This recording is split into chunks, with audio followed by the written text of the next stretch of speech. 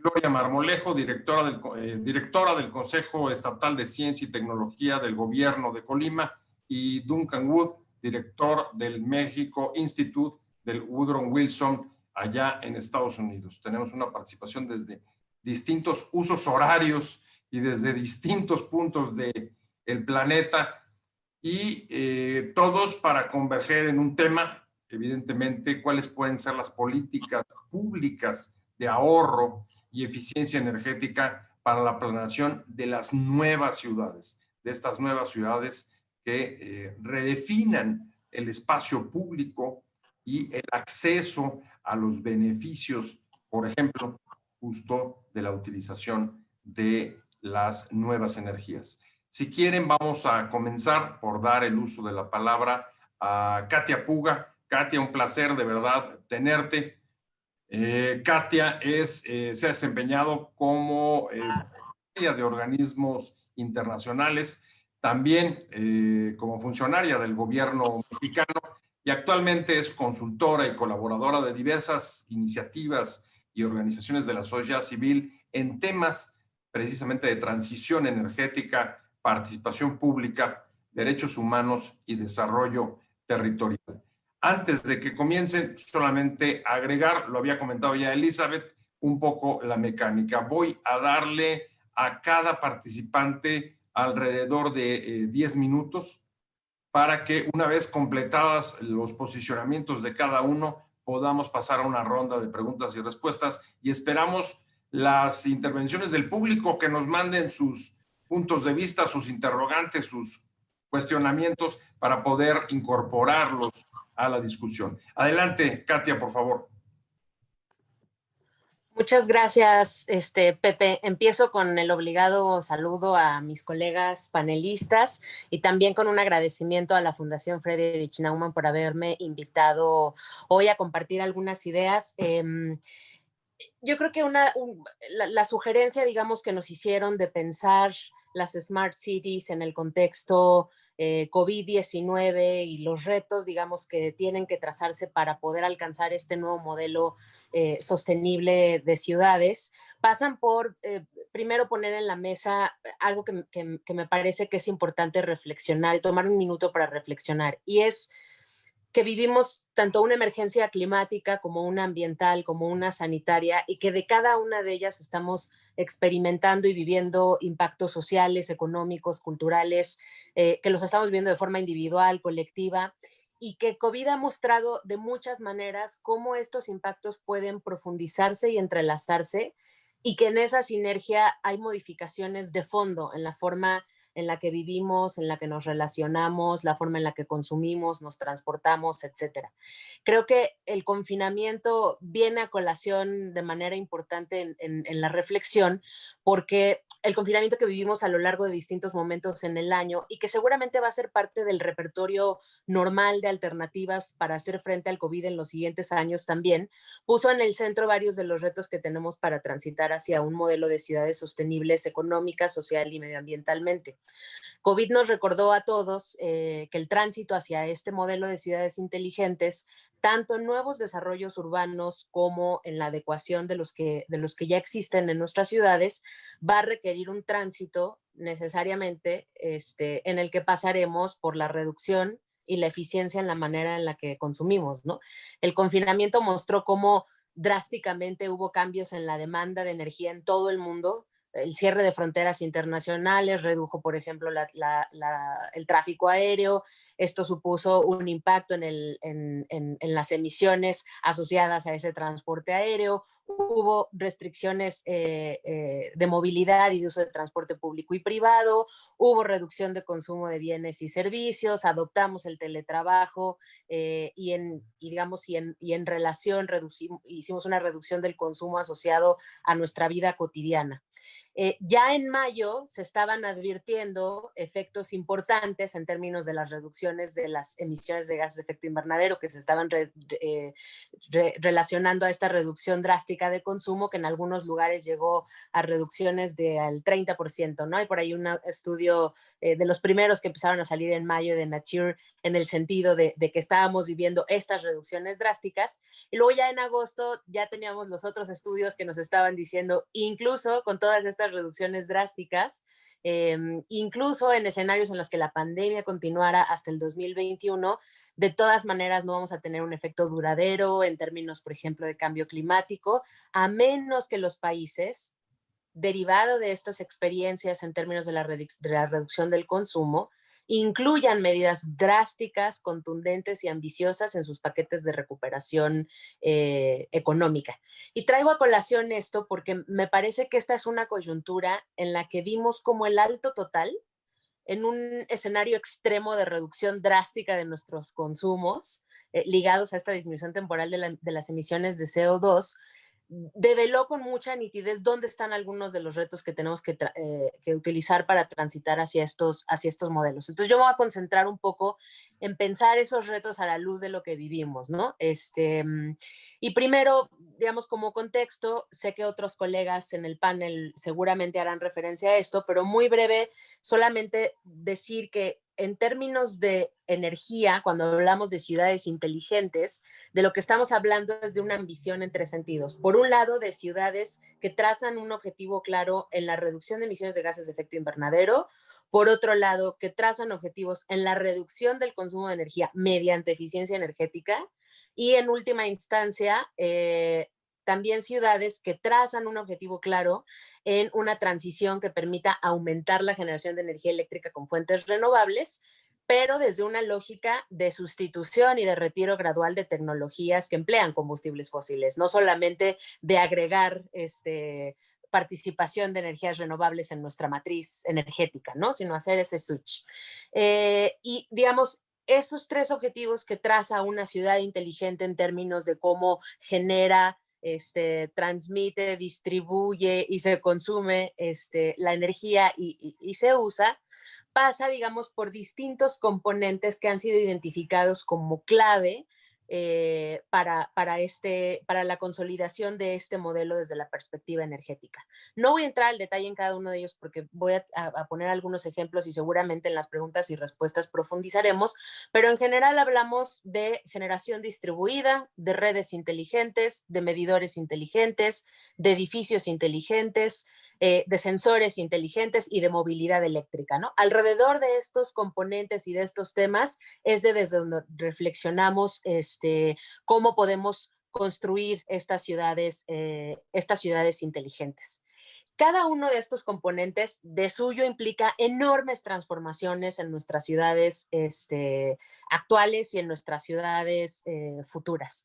Y lo que quiero destacar desde la perspectiva de donde yo trabajo, que es estos lentes sociales, culturales, que miran las grandes transformaciones asociadas a la transición energética, es justamente poner como en la mesa algunos de estos elementos que están relacionados con los cambios tecnológicos detrás de estas ciudades sostenibles, pero que encarnan algunas miradas sociales, políticas, que hay que poner en la mesa también siempre que tengamos estas discusiones, para evitar que cualquier discusión que hagamos sobre transición energética omita estos enfoques de considerar la óptica social, cultural, incluso identitaria. Por ejemplo, algunos de los temas que me parecen centrales. El modelo de ciudades inteligentes va a tener que lidiar con un fenómeno preexistente que tiene que ver con las desigualdades estructurales persistentes en nuestras ciudades. Ningún impulso de estos componentes va a pasar. Gracias, Elizabeth. Regresamos después de una pausa forzada por un hackeo que acabamos de sufrir, pero que hemos superado ya, y aprovecho justo este espacio para presentar dentro de los panelistas también a Sergio Romero Hernández, que es el director del Centro de Desarrollo Tecnológico del Departamento de Ingeniería Industrial y Operaciones del Instituto Tecnológico Autónomo de México. Muchas gracias, Sergio. Y gracias. por la primera omisión. No sé si tengo ya restablecida la comunicación con Katia, y si no fuera así, entonces le guardaríamos para después el espacio y iríamos con el segundo panelista de esta tarde sobre este foro de Smart Cities. Y me da mucho gusto que esté con nosotros Diego Rivera, investigador del Centro de Investigaciones de Energía de Asia Pacífico. Nos estamos conectando con él desde Japón, y me da mucho gusto cederle la palabra. Él es un especialista en mercados de gas natural, especialista en asuntos de eficiencia y seguridad energética. Ha trabajado en la CFE y en la representación de México ante la organización de la OCDE. Muchas gracias, Diego. Adelante, por favor. Hola, José, ¿qué tal? Muchísimas gracias por la presentación y es un gusto estar aquí. Me da mucho gusto también que hayamos superado este pequeño obstáculo que tuvimos, y quisiera empezar por mandar un saludo a mis compañeros panelistas, en especial a Duncan Wood, que es una persona que yo admiro mucho, fue mi profesor en el ITAM, y sin duda es un gusto estar compartiendo palabras con él. A Gloria, a Sergio y a Katia, que esperemos pronto se pueda reunir a la conversación. De mi parte, pues empiezo un poco, mi presentación estriba un poco entre lo que nos platicó a Katia, entonces me voy a permitir compartir una presentación de PowerPoint que preparé, y no sé si me podrían ayudar con la presentación. Mi computadora no me está dejando hacerlo. Sí, un momento. Sí, buenísimo. En unos segundos más vas a poder tener la presentación. Ahí está ya subiendo. Ahí está. Si ponemos F5, perfecto. Entonces, la siguiente lámina, por favor. Entonces, me gustaría empezar simplemente por presentar un poco, digamos, de dónde viene esta investigación, de dónde viene lo que hacemos en APERC, el lugar donde yo trabajo, aquí en Tokio, Japón.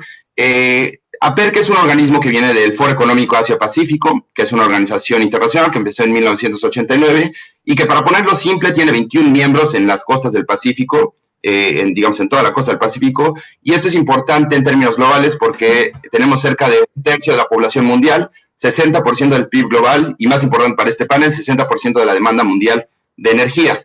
La siguiente lámina, por favor. Dentro de APEC hay diversos grupos de trabajo, y entre esos uno de los más grandes es el Grupo de Trabajo de Energía, el Energy Working Group, y entonces el APEC es el brazo de investigación energética de este foro, y entonces en Japón la idea teórica y original es que haya un investigador por cada uno de las 21 economías miembro. En realidad, por limitaciones de diversos tipos, entre ellas las económicas, por supuesto, somos 16 en este momento, y realmente lo que hacemos es proyectos cooperativos y la elaboración de diversos reportes. Nuestra publicación principal es un outlook de energía en la región de los 21 países que presentamos el año pasado y que ahora estamos trabajando en la siguiente edición. La siguiente, por favor.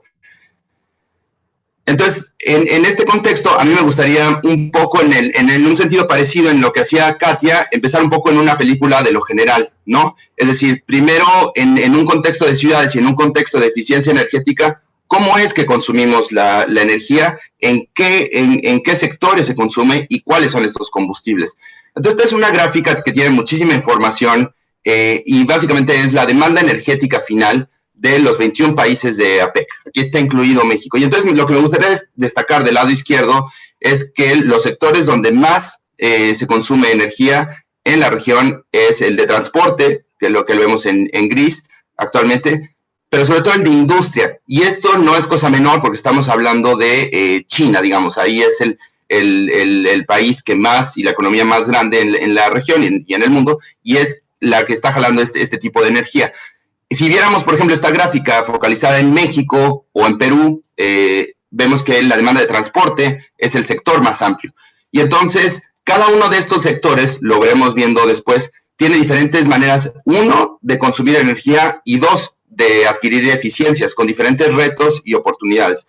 Pensemos nada más en el sector transporte, por ejemplo. en el cual fundamentalmente se trata de consumo de petróleo y de petrolíferos, ¿no? Gas, diésel, gasolina, gas LP, digamos, son los principales combustibles en este sector. Por otra parte, por ejemplo, en industria estamos hablando más bien que es electricidad, gas natural y carbón en otra medida. Y finalmente en residencial, pensemos en el caso de México, gas LP fundamental, pero también vemos en azul marino del color derecho uso de renovables directo. Cuando hablamos de uso directo de renovables, esto básicamente está transmitiendo una idea que Katy hablaba hace un momento de desigualdad económica y falta de acceso a energía. Esto es biomasa tradicional, es decir, leña fundamentalmente y desechos biológicos, y es realmente una brecha que existe en la región APEC y por supuesto en México, Perú, pero también en países como Indonesia, Filipinas y Vietnam, que son partes de la organización y que no tienen acceso a esta energía. Entonces vemos que eso es fundamentalmente en el sector residencial.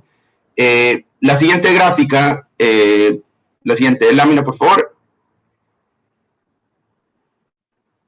La siguiente lámina es un modelaje que hicimos de 2016 a 2050, es del Outlook que publicamos el año pasado, y en este hay 3 escenarios. Vemos, si seguimos la línea gris, es el escenario base, hay un escenario intermedio, y finalmente el descenso en emisiones, que es lo que estamos midiendo aquí, es en un escenario en el cual alcanzamos las metas climáticas, los acuerdos de París fundamentalmente, y otros acuerdos internacionales, y básicamente implica el camino y la trayectoria de emisiones que deberíamos de cumplir para alcanzar estos objetivos. Y la idea fundamental, digamos, de esto es que no estamos en camino, como APEC, como países y como mundo, no estamos en una dirección. Si seguimos las políticas que estamos al día de hoy, si seguimos la manera en que consumimos, producimos y transmitimos energía, no estamos en camino ni de cerca para cumplir estas metas climáticas. Ahora bien, se tiene que hacer una serie de transformaciones muy profundas y entre ellas la eficiencia energética es una de las más importantes. Entonces, la lámina que sigue, por favor. En ese contexto, vayamos rápidamente a qué es lo que ha pasado en el sector energético con los impactos de esta pandemia del COVID-19. Básicamente por las medidas restrictivas impuestas por gobiernos a diferente o menor grado, algo así como 1/3 de la población estuvo bajo algún tipo de confinamiento y prácticamente la totalidad de la población, la gran mayoría de los países tuvieron alguna suerte de medida restrictiva, algunas muy sólidas, como lo vimos en Europa y en China, en Wuhan, y otras mucho más laxas, ¿no? Como lo hemos visto en otros países. Pero finalmente, en la demanda global de energía estamos estimando que se va a reducir en 5%, y con diferentes impactos en diferentes sectores y combustibles. Por ejemplo, el petróleo es el más afectado, ya lo decía Katia, por ejemplo, con un descenso en 8.5% año con año, y esto es fundamentalmente el sector de aviación y el de transporte privado, digamos, el uso de vehículo particular, ¿no? Si la gente no sale, pues bueno, no consume esa energía. Carbón, 7%, este es importante, y este es fundamentalmente en el sector eléctrico. Uno de los factores importantes en el sector carbón es que probablemente este sí sea uno de los combustibles que haya llegado a su pico de consumo y tenga un impacto estructural en el cual no veamos un regreso del carbón, lo cual son buenas noticias para las emisiones contaminantes. El gas, por ejemplo, mostró un carácter mucho más resiliente, en el cual tiene 3% de descenso, la electricidad en general 2% con efectos mixtos, y las energías renovables. De hecho, la generación eléctrica a partir de renovables aumentó en 1%, un poco más de eso. En general vemos una reducción en las emisiones de CO2 del 5%, y esto por una parte son buenas noticias porque son menos emisiones, pero no nos engañemos porque esto responde directamente a un descenso en la actividad económica. Y eso no es necesariamente lo que queremos ver, eso no queremos que sea la causa de la reducción de emisiones, sino una transformación profunda en los sistemas energéticos y en la manera que consumimos, transformamos y producimos energía. Un factor muy importante es que hay un descenso de 18% en la inversión energética, y esto nos lleva a un ambiente de incertidumbre en el cual un punto fundamental va a ser los planes de recuperación que hagan los gobiernos en diferentes sectores. La siguiente lámina, por favor. En ese sentido, en estos planes de recuperaciones, la sustentabilidad es un factor fundamental y la eficiencia energética aquí juega un papel sin duda sustancial. Como sabemos, la eficiencia energética es llamada el primer combustible, y el principio fundamental de la eficiencia energética es usar menos energía para realizar la misma actividad. En ese sentido, no hay energía más barata, decían mis ex colegas en la CFE, recuerdo, no hay megawatt hora más barato que el que no se consume. Y básicamente de eso se... Hay diferentes retos. Básicamente la eficiencia energética trae 3 factores fundamentales muy simples. Primeramente, es una reducción de costos. Si se consume menos energía por el mismo proceso, hay una reducción en costos y esto implica beneficios para la industria, para los consumidores y para los productores mismos de energía. Hay una reducción en emisiones, un factor fundamental que es el medioambiental y de sustentabilidad. Y por otra parte hay un aumento en la seguridad energética, ¿no? Esto es fundamental para muchos países, por ejemplo, pensemos en Japón, donde me encuentro, en donde son el principal importador de gas natural licuado o uno de los principales importadores de petróleo crudo, pues lo que menos quieren es seguir siendo más dependientes, ¿no?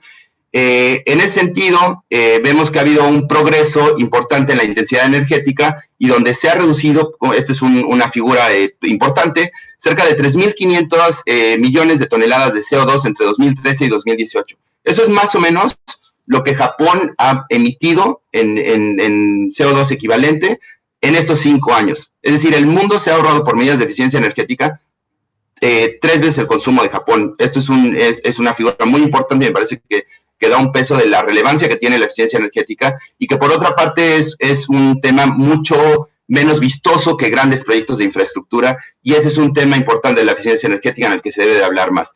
Por otra parte, antes de la pandemia, vemos que el progreso en la intensidad energética había aumentado, pero a una tasa decreciente, es decir, cada vez progresábamos menos, y esto fue el caso en 2019. Entonces, por eso, en este contexto particular de la pandemia, es importante el uso y redoblar los esfuerzos en eficiencia energética, porque aumenta, digamos, las medidas de transición energética. Por otra parte, reduce costos, lo cual es fundamental en este contexto de crisis. Se reducen las emisiones contaminantes y, importante, hay un aumento en los empleos. Hay un reporte que publicó la Agencia Internacional de Energía en conjunto con el Fondo Monetario Internacional en junio y en el cual, digamos, sustenta estos planes de recuperación que incluyen como una parte fundamental la eficiencia energética. Entonces, en este contexto, el actor que juega o los actores que juegan el rol de líder y el más importante son los gobiernos, pero no de manera exclusiva. Hay otros actores clave como las empresas, los inversionistas, la sociedad y finalmente los gobiernos locales, las ciudades, quienes pueden hacer este papel fundamental. La lámina que sigue, por favor. De manera muy breve, esto es una demostración gráfica del impacto que ha tenido medidas de eficiencia energética desde el 2009. Vemos en ese color azul, por ejemplo, el aumento de energía y en rojo es el aumento de energía por actividades mayor. Es decir, mayor gente transportándose, mayor gente consumiendo electricidad, más gente, digamos, usando calefacción. Y en verde vemos la reducción que ha tenido lugar gracias a medidas de eficiencia energética. Básicamente el mensaje aquí es, sin esas medidas de eficiencia energética, el aumento en demanda sería mucho mayor. La que sigue, por favor. ¿Cómo hacer estas medidas de eficiencia energética en diferentes sectores? Pues bien, de manera muy breve, en el sector de edificaciones, que estamos hablando de edificios, hay 2 sectores, subsectores fundamentales, residencial y comercial. Residencial es básicamente, digamos, donde vive la gente, y hay diferentes áreas donde se pueden tomar medidas. Aire acondicionado, calefacción, por ejemplo, pensemos en lugares con inviernos muy fríos como Canadá, como Rusia, como China, incluso Japón, donde el consumo por calefacción, 1, es muy intensivo en el uso de energía, y 2, es difícil de usar combustibles que sean limpios o que tengan menores emisiones. Por otra parte, hay, digamos, los electrodomésticos, una parte fundamental en el consumo residencial de energía, y básicamente las medidas que se pueden tomar ahí estriban en normas de eficiencia energética, códigos de construcción, y en estos, particularmente los códigos de construcción, los gobiernos locales tienen un rol de responsabilidad primaria, y es decir, es responsabilidad de estos gobiernos tomar medidas en estas acciones de códigos de construcción, pero también, por ejemplo, en el uso de edificios públicos, los gobiernos tienen una cantidad de edificios, parques, oficinas, hospitales, etcétera, entre los cuales pueden empezar con medidas de eficiencia energética, donde sirve por una parte como ejemplo a la ciudadanía, pero por otra parte también trae reducción de costos para ellos mismos, ¿no? Y por último, probablemente el sector de edificaciones es básicamente el que mayor creación de empleos puede tener, ¿Por qué? Porque estamos hablando del sector de la construcción, que es uno de los más intensivos en mano de obra, ¿no? En mano de obra humana. Y tenemos aquí, por ejemplo, traté de poner de manera rápida cómo es las medidas que pueden tener en una residencia, ¿no? Y en ese color verde. Y arriba esa foto es de un edificio que tiene 0 emisiones y que tiene la certificación LEED. Y básicamente esa certificación lo que dice es que tiene un consumo mínimo de energía y digamos, esto es fundamentalmente hecho por un diseño de origen que es bastante fuerte. Por otra parte, quisiera destacar la presencia y el rol que han tenido agencias de eficiencia energética como parte de los gobiernos. Y en la región APEC me parece que destacan 2. Por una parte, la ICA, que es de Nueva Zelanda, ¿no? Y por otra parte, en México, la Comisión Nacional del Uso Eficiente de la Energía, que ha, digamos, elaborado programas y ha impulsado las medidas de eficiencia energética de manera fundamental, no solamente en México, no solamente en Nueva Zelanda, sino en la región, y ha tenido un rol muy importante de liderazgo a través ya de años. Eso me parece que es un tema bastante importante. La que sigue, por favor. La que sigue.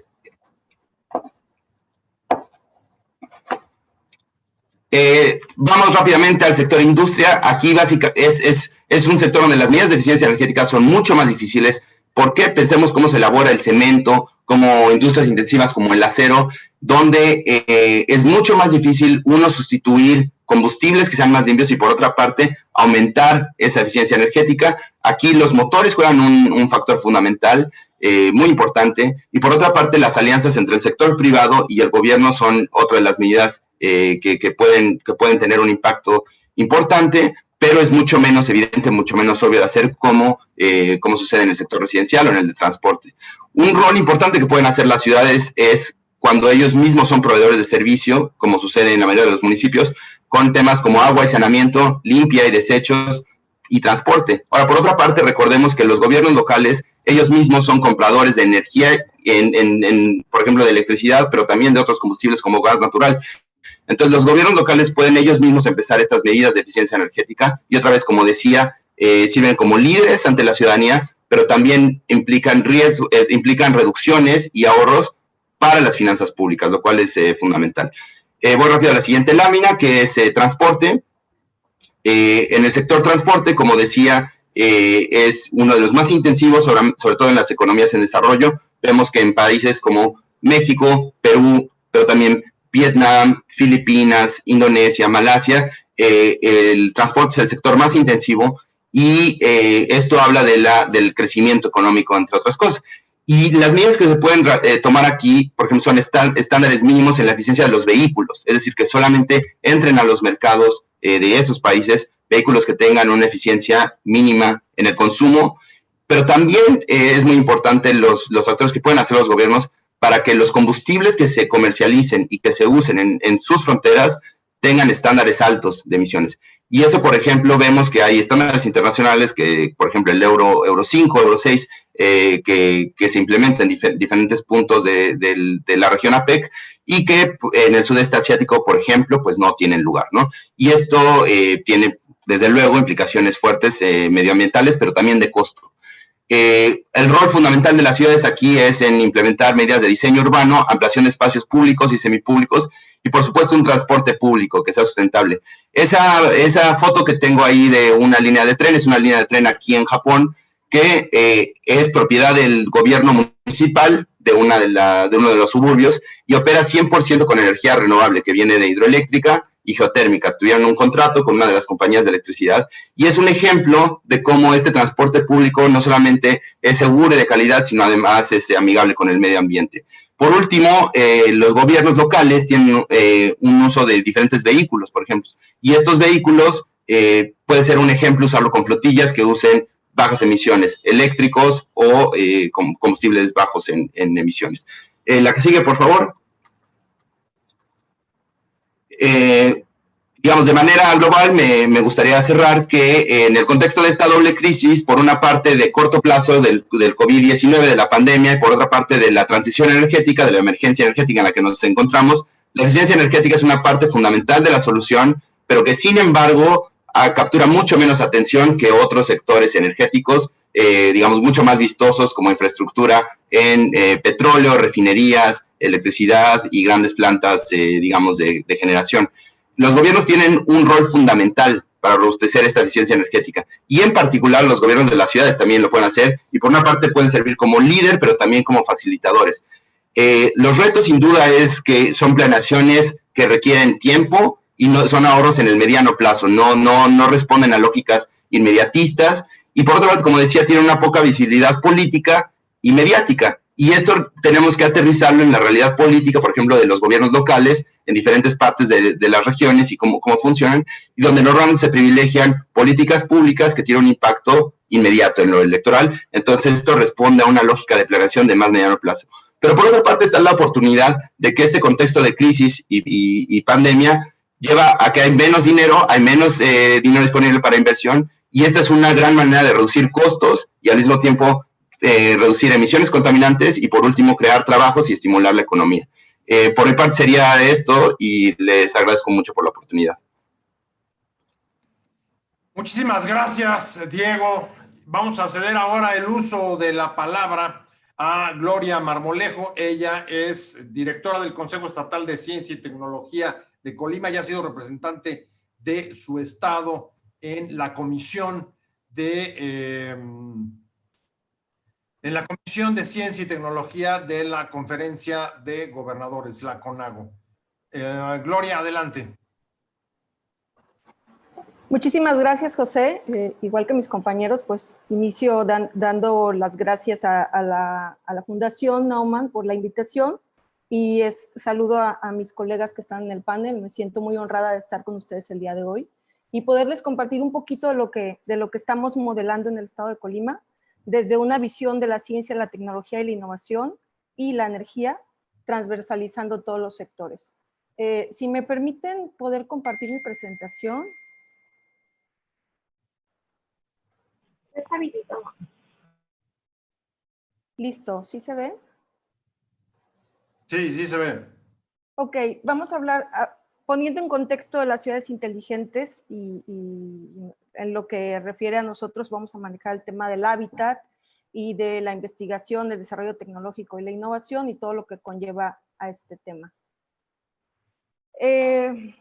Esta lámina nos muestra en un aspecto muy compacto cómo estamos llevando este modelo. Este modelo lo iniciamos en el 2017 de la mano de la Comisión Europea, del GRC, que está localizado en Sevilla, que son los desarrolladores de la estrategia de la especialización inteligente. Nosotros estamos llevando la investigación, el desarrollo tecnológico y la innovación, más la especialización inteligente del territorio, dirigido al desarrollo sostenible, ¿no? Y tenemos articulado, y es como muy importante este punto, porque lo tenemos articulado con la quíntuple hélice, ¿no? Hemos escuchado la articulación de la triple hélice, el gobierno, la academia y las empresas, en una agenda empresarial muy, muy potente que después creció a la cuádruple hélice, donde entran las necesidades de la sociedad como un detonante de la generación de nuevos productos o de innovaciones. Y ahora estamos hablando de una quíntuple hélice donde está integrado a personas y organismos o instituciones que representan los intereses del medio ambiente, ¿no? Por decirlo de alguna manera, porque sabemos que pues el medio ambiente no es una persona que puede estar dentro de estos órganos de gobernanza, ¿no? Y aquí les dejo el logo de la especialización inteligente, que es una política de cohesión, es una estrategia que deriva de una política de cohesión europea, que es muy importante porque focaliza el desarrollo de las regiones a través de la vocación natural que tiene cada región, ¿no? Y ahorita que Diego hablaba de APEC, bueno, Colima tiene el municipio de Manzanillo, que es el puerto logístico más importante de México, el tercer puerto de América Latina, donde tiene todo el desarrollo comercial hacia el tema de Asia, hacia los lugares de Asia, y tenemos muy focalizado el estado en tres vocaciones importantes, ¿no? El tema logístico, el tema agricultura y el tema de conocimiento. Ya en el modelo más específico, y de una manera, como les comenté, muy compacta, tenemos en el estado de Colima 5 sectores productivos pilares que son hábitat, logística, energía, turismo y agricultura. estos sectores productivos pilares los estamos transversalizando con tecnologías, energías limpias, y estamos detonando la bioeconomía y la economía circular como un sector económico, como debe ser, y fomentando el emprendimiento en estos temas, ¿no? Lo que ven ustedes en el centro, pues es el ABC de cómo lo estamos estructurando. Estamos fomentando la creación de clusterización, de clústeres, que vienen liderados por los sectores empresariales y que en esos órganos de gobernanza se queda implícito la quíntuple hélice. El problema de todos los temas medioambientales es que la gente que está en el cuidado del medio ambiente y en la promoción del cuidado del medio ambiente no están en los órganos de gobernanza de las tomas de decisiones, ¿no? Entonces estamos tratando de modelar esto de esta manera. Se están fomentando la creación de los parques científicos y tecnológicos. Actualmente ya tenemos el de tecnología, el de agricultura, vamos por el de logística, de acuerdo a las vocaciones que tenemos dentro del Estado, y fomentando los ecosistemas de innovación. Pero todas estas acciones enfocadas al desarrollo sostenible y a todos los 17 objetivos que nos marca la Agenda 2030. Aquí me voy a ir directo al tema del hábitat, que este es el sectorial que tenemos que me resulta más interesante. Aquí estamos tratando de modelar lo que queremos del Estado de Colima con una visión a largo plazo, ¿sí? Va liderado el sector de la construcción, de la CEMIC, del Colegio de Arquitectos, de Ingenieros, de toda la cadena de valor que está dentro del sector de la construcción.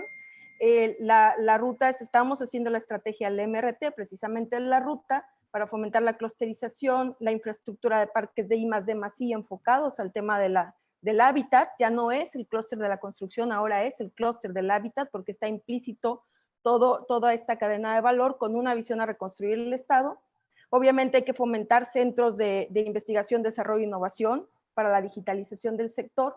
Necesitamos hacer la planeación territorial y urbana, la gestión de la energía, de las telecomunicaciones, de las cuencas hídricas, fomentar la vivienda sostenible y gestionar modelos de economía circular y bioeconomía. Y en esta lámina, bueno, podemos presentar un poquito de lo que se quiere hacer, ¿sí? Cómo se quiere diseñar este nuevo Colima con una integración de todos los sectores y con una visión sistémica. Es importante que lo digamos porque todo está conectado entre sí. Entonces, es importante ver cómo diseñamos este nuevo hábitat de estas ciudades inteligentes. Y cabe mencionar aquí que para que tener una ciudad inteligente no es conectarle dispositivos que nos estén midiendo el clima, que nos estén midiendo la movilidad. Lo que tenemos que hacer primero es crear nuestro sistema operativo urbano, cómo se va a leer la ciudad, cómo funciona la ciudad, cómo se mueven los ciudadanos, qué requieren los ciudadanos, dónde están nuestras áreas económicas, qué recursos naturales tenemos, cómo vamos a gestionar los residuos sólidos, cómo vamos a generar nuevas oportunidades para las ciudades y cómo vamos a crear espacios colaborativos, ¿no? Al final el tema de las ciudades inteligentes pues es un tema de generar, de promover ciudades colaborativas, y atendiendo ya al tema específico que nos compete, que es la gestión de la energía, pues nos vamos a esta lámina. Estamos yendo de lo más general a lo particular, y bueno, dentro de las ciudades inteligentes y lo que tenemos que promover, pues es el tema de edificios inteligentes, de servicios digitales, de eficiencia energética. Hablaba Diego mucho del tema de la eficiencia energética, es sumamente importante el tema de la eficiencia, y cabe resaltar que en México esta investigación la hizo Lutron, precisamente una compañía de iluminación que maneja todo el tema de control y automatización dentro de residencias y de edificios, hablando de domótica y automatización y control. Ellos decían en esta investigación, o salió como resultado de esta investigación, que los mexicanos gastamos 1.5 horas al día de gasto energético desperdiciado, ¿no? Entonces, y dentro de este análisis se denota que es un tema cultural, que es un tema, la gente deja los focos prendidos, y tenemos que empezar a identificar qué acciones nos compete a cada sector, qué hacemos desde la casa, qué hacemos desde el gobierno como un gestor y facilitador, qué hace la empresa, qué hace la academia y qué hace la sociedad civil en general, ¿no? Es bien importante aquí también identificar que este tema ha crecido mucho, que ya tenemos en México, como ya lo mencionó Diego, diferentes tipos de certificaciones que han nacido, por ejemplo, la LEED, que nació de Estados Unidos. En México empezó a florecer a partir del 2015, ya tiene 5 años. Ya hemos estado transitando de edificios comunes a edificios con certificación LEED. Hay que mencionar que no es nada más llegar y poner un estandarte de que tiene una certificación, sino que hay que hacer todo un cambio de la infraestructura de los edificios. Cómo dividimos los circuitos eléctricos en temas de climatización, en temas de iluminación, en temas de controles de acceso, cómo centralizamos todo esto dentro de los mismos edificios. Todo esto se llama domótica, inmótica. Y es importante que lo resaltemos porque ya estamos llevando el tema de eficiencia energética a los edificios y a tipo de viviendas también. Es importante promoverlo también. No nada más ha llegado la certificación LEED, también está llegando la certificación Net Zero, están llegando una serie de cuestiones importantes. Y aquí yo me detengo a comentar el tema de que pasemos de la eficiencia a la transición, ¿no? Que ya hicimos la parte de eficiencia, es fundamental para poder llegar a un ahorro de la energía. El siguiente paso es empezar a promover la transición energética, ¿no? Y aquí nos vemos en otros temas más importantes, como la ley que se gesta a nivel federal nos va a permitir seguir promoviendo el tema de transición energética, como desde un hogar podemos poner un techo solar, como desde una industria transitamos ya hicimos nuestra eficiencia, ahora hacemos la transición a una granja solar que abastezca mi consumo en la industria. Y sí, como se mencionó también anteriormente, la factura eléctrica en México, el porcentaje más alto está en la industria y el porcentaje mínimo está en la parte residencial. Entonces, sí es importante que estemos promoviendo también desde la parte de política pública, como desde los hogares, desde los fraccionamientos, cómo se edifican nuevos fraccionamientos con iluminación proveniente de fuentes renovables o bombeo de agua potable también. Ese tipo de cuestiones es importante que los estemos promoviendo también. Me voy a pasar a la siguiente lámina. Tenemos ya solamente 2 minutitos, Gloria. Va. Aquí en la gestión del uso de la energía, bueno, como ya lo comentamos antes, pues el tema de fomentar redes eléctricas inteligentes, y esto implica que hay un desarrollo en la ingeniería eléctrica, que trabajemos más en el desarrollo tecnológico para el almacenamiento energético, ¿sí? Cómo fomentemos nuevas tecnologías para el uso y para compartir el tema de la energía, que aquí el blockchain también juega un papel muy importante y se están desarrollando cosas en ese sentido. También el tema del sector, en el sector público y en el sector privado, cómo desde los gobiernos apoyamos a los municipios para que puedan desarrollar eficiencia energética y transición energética, ¿no? Ya hay muchos municipios que están transitando gracias a la CONUE y al apoyo que tiene la CONUE a luminarias eficientes para poder administrar mejor el gasto de la energía. Todos pagamos el famoso DAP, el derecho al alumbrado público, que sirve para cubrir los gastos energéticos de todas las luminarias. ¿Cómo eficientamos eso para poder tener ahorros en ese sentido, ¿no? Pero también sería muy interesante que no solo estuviéramos en el tema de la eficiencia en ese sentido, sino que también pasáramos a la transición y que los gobiernos pudieran ser usuarios calificados del sistema para poder entrar a la transición. Igualmente, como ya lo comenté, el tema en el sector privado, edificios inteligentes, automatización residencial, arquitectura bioclimática y viviendas sostenibles. Me voy a la siguiente. Bueno, ya aquí lo concluimos. En resumen, el modelo está basado en la ciencia, la tecnología y la innovación. Importante la ciencia de datos, importante voltear a ver a la ciencia, la tecnología y la innovación como un detonador de nuevas oportunidades, como un detonador de nuevas tecnologías para poder utilizar energía de manera más eficiente, ¿no? Muchísimas gracias y quedo pendiente de las preguntas. Muchísimas gracias, Gloria. En efecto, después vamos a pasar a las preguntas. Seguramente habrán generado varias intervenciones. Ya regresó, se reconectó Katia Puga. Katia, te debo todavía algunos minutos porque fuiste la víctima del hackeo justo cuando estabas presentando. Déjame ir con Duncan Wood y después voy con Sergio y voy a cerrar contigo para hacer el ajuste de tiempo, si te parece bien.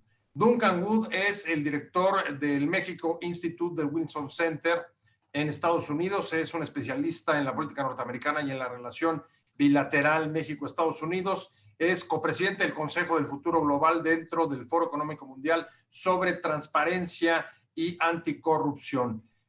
Duncan, adelante, tienes 10 minutitos para exponer. Gracias, José. Tengo unos comentarios bastante breves, la verdad, y no tengo una presentación formal. Primero, muchas gracias a Elizabeth, una gran amiga durante los años, y a María José por invitarme a este foro. Siempre es un gran gusto poder trabajar con amigos, amigas y exalumnos, exalumnas. Diego ya mencionó que, bueno, él fue mi alumno. Todo su éxito es debido a su trabajo y su inteligencia, a pesar de mis clases. Obviamente un gran saludo a Sergio, quien fue un gran colega mía en mis días en el ITAM. Y juntos escribimos este libro, este librote. Mira qué tan grande es sobre energías renovables. Ya lleva como 10 años. Tienes la versión en inglés. Fantástico, fantástico. Mis comentarios se van a enfocar en 3 diferentes áreas. Primero, lo que nos está trayendo la pandemia. Como muchos han notado durante este periodo, la pandemia no está tanto cambiando el futuro, pero está acelerando el futuro. Entonces, estamos viendo ahorita que en los transportes, en los bienes raíces, los edificios, estamos viendo de que hay un movimiento muy, muy rápido a hacer los cambios que estaban en camino de todos modos. Y obviamente mucho tiene que ver con el precio del combustible ahorita, pero también obviamente los cambios en la moda de hacer, la manera de hacer las cosas, los negocios, etcétera, etcétera. Yo normalmente en un año promedio viajo 100,000 millas en avión. Este año voy a viajar probablemente como 25,000. Por eso estoy ahorrando combustible de una manera impresionante. Y por medio de todos estos webinars puedo comunicar con un público mucho más grande. Obviamente hay costos de todo esto también. Yo extraño mucho a mis colegas. Extraño mucho al toque personal, al toque humano. Yo extraño mucho a México porque no he podido visitar. Extraño mucho a mi familia en Canadá, en Gran Bretaña, en Francia. Pero también yo creo que algunas cosas funcionan bastante bien por webinar, algunas cosas no tanto. Todavía es muy importante tener este contacto humano para poder negociar de una manera efectiva algunos temas.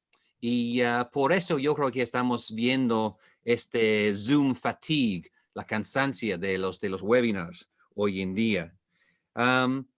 También yo creo que los costos se pueden ver en lo que está pasando con el mercado de bienes raíces en los centros urbanos. También porque obviamente muchos no están renovando sus contratos para rentar los edificios y muchos están perdiendo miles, millones o miles de millones de dólares en cuanto a la industria de restaurantes y los otros servicios en los centros urbanos. Entonces, esto ha sido una experiencia que nos puede enseñar mucho sobre lo que queremos hacer en el futuro y lo que no queremos hacer. Segundo tema es que ¿por qué este tema de de las ciudades inteligentes y las energías renovables y ahorros energéticos, por qué es tan importante para América Latina? Como todos sabemos, América Latina es una región muy interesante en cuanto a su capacidad para generar energías renovables. Es una de las regiones que hoy en día genera más energía como porcentaje del total de fuentes renovables. Y esto en gran parte tiene que ver con la importancia de la energía hidroeléctrica por toda la región. Pero también, obviamente, la región tiene gran capacidad para generar electricidad desde fuentes solares y eólicas. Entonces, América Latina tiene mucho potencial. También América Latina es muy vulnerable en cuanto al tema de cambio climático. Un país como México y los países de Centroamérica están exactamente en la región en donde el clima o el clima más violento nos impacta de una manera muy, muy fuerte. La gente que vive, por ejemplo, en Tabasco, saben muy bien que implica los huracanes y lo que produce el Golfo de México. Y por las costas muy, muy largas y el hecho de que muchas áreas de América Latina son muy susceptibles a las inundaciones. El cambio climático tiene un gran impacto aquí. Y no podemos olvidar que hay mucha pobreza también en la región y los pobres son los que sufren más por el cambio climático. Muchas personas dependen de la agricultura por eso. Entonces, lo que es cualquier cosa que podemos hacer para mitigar el cambio climático, para hacer más énfasis en las energías renovables, sería muy bienvenida. Mucho se ha hablado hoy en esta sesión sobre el tema de eficiencia energética. Diego mencionó la CONUE en México, que tuvo grandes éxitos hace unos años. Pero hoy en día no veo una disposición por parte del gobierno actual de México de enfocar en estos temas, ni en energías renovables. Y el tema de la voluntad política es crítico en mi opinión. Pero si podemos ver la urbanización bien planeada como una oportunidad, yo creo que podemos convencer tal vez a los políticos. Pero esto es un gran sí, porque en este momento yo veo un proceso de urbanización en América Latina que no es planeado. Yo veo un proceso muy caótico. Y las imágenes que nos han compartido hoy en día, Gloria y Diego, sobre las ciudades, son imágenes de ciudades del presente de Asia, del futuro de América del Norte y de cuándo para muchas partes de América Latina, porque implican una inversión o inversiones enormes en cuanto a infraestructura. ¿Y de dónde va a venir este dinero? Pero la electrificación sí es el futuro. Si vemos lo que está argumentando hoy en día el candidato ex vicepresidente Joe Biden aquí en Estados Unidos en cuanto a su política para energía y para el Green New Deal, que es de su partido, no de él mismo, pero su plataforma política refleja algunos principios de esto. Él está apostando mucho en la electrificación masiva de la economía en Estados Unidos.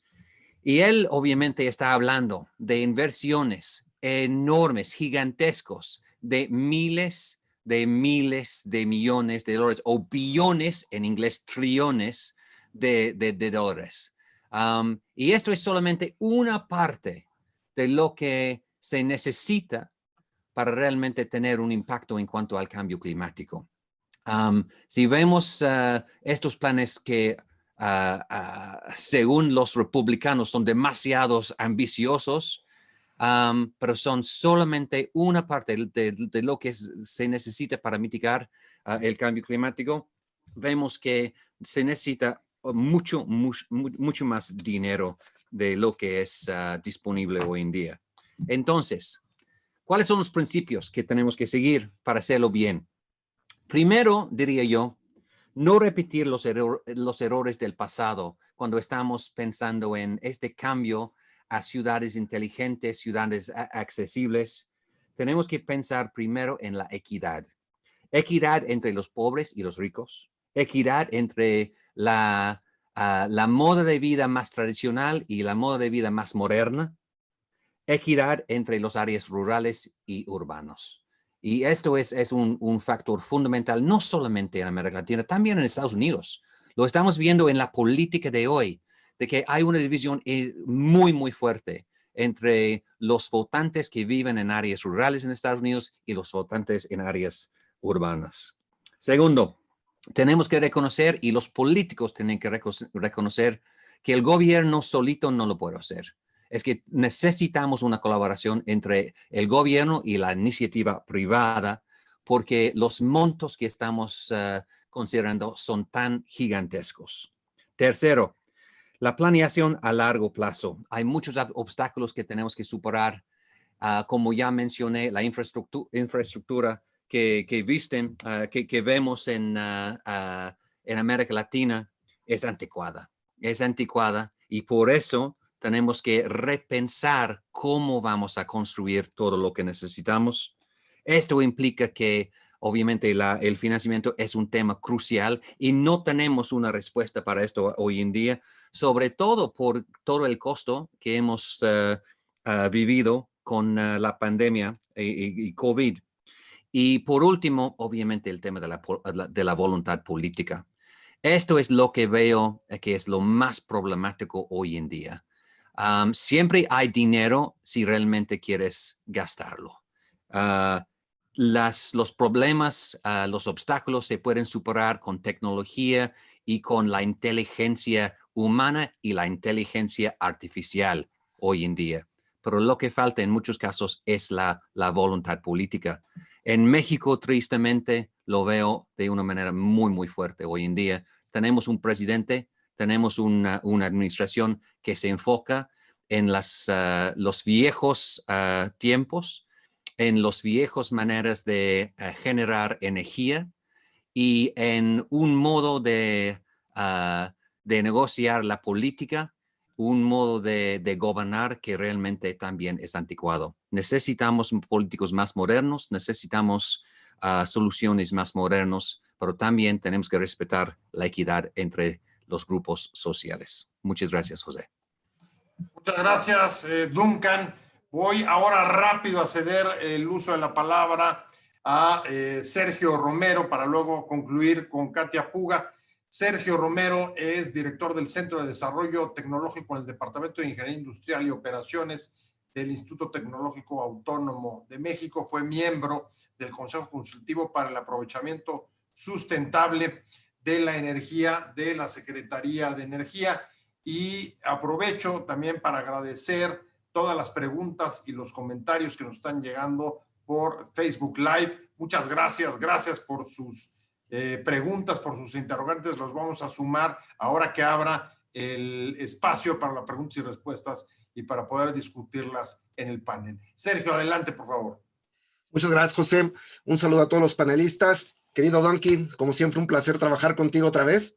Ahí, como ya mencionó, pues, tenemos ya varios proyectos que hemos hecho ante el libro de energías renovables, pero creo que concerniente a este webinar, me recuerdo mucho nuestro trabajo que hicimos con Energizando la Frontera, porque ese trabajo que fue el analizar cómo diferentes tecnologías eólicas, solar y biomasa, en términos de energía en la frontera, podían resultar no solo en opciones de una mejora energética, pero también una mejora ambiental y, muy importante, una mejora social. Porque aquí es un punto que quiero tratar y comentar.